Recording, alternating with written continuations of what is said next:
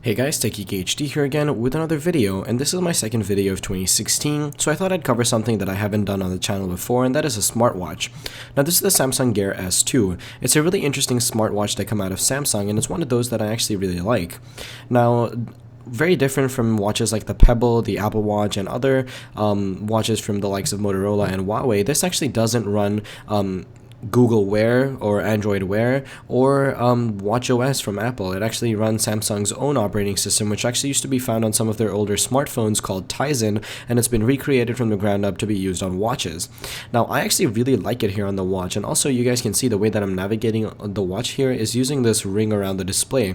I absolutely love this. It's a great way to navigate the display without covering up anything. Now, the screen is also a touchscreen. You guys can see here I'm pulling down things, turning the brightness slider. But I think that this is definitely the best way to interact with a smartwatch possible. I thought that Apple's idea using the digital crown was an interesting one, but I think it definitely gets in the way, and a lot of these companies should have put in a lot more thought. And this is not something I generally say about Samsung because I've often come across disappointments in their design, at least from my perspective. But here, this really works well in my opinion. The watch has a completely round 360-degree display. There's no little bar at the bottom that houses components, kind of like in the Moto 360, and it actually manages to provide pretty much every other feature possible, including health and fitness tracking using the sensor on the back. This actually measures your heart rate, and this is something that Samsung's been doing fairly well for a little while on their smartphones as well. Now, you can see the sensors at the back. It has a full seal at the back. The case is actually made of steel, and it actually feels really nice in the hand. It's not a heavy smartwatch at all. When I first picked it up, I was actually really surprised to find how light it was. Now, there's a lot of different applications here, including like these different health things that Samsung includes, which allows you to put in how much water you've had through the day, coffee, whatever, and this actually integrates back into your Samsung smartphone to give you the best experience. But that being said, it's going to work with pretty much any Android phone possible. It actually allows you to do things like download extra watch faces and applications. And speaking of apps, you have actually, again, another really nice way of interacting with your apps. I think that the iWatch, or rather the Apple Watch, I don't know why I'm calling it that, actually has a really clunky way of interacting with it, and I absolutely don't like it at all. Here you guys can see you can download apps off of the Android or the Marketplace, and you can actually really download some pretty cool apps, including something here like Flappy Bird. Now, obviously, this is not something usable on the display this small, but hypothetically, if you wanted to do it, as you can see, the capability is there.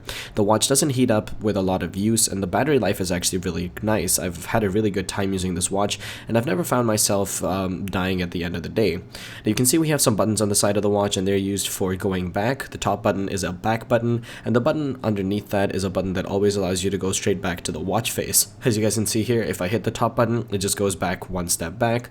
If I hit the button at the bottom, it takes you straight back to the watch face, which I think is a really nice inclusion on the watch.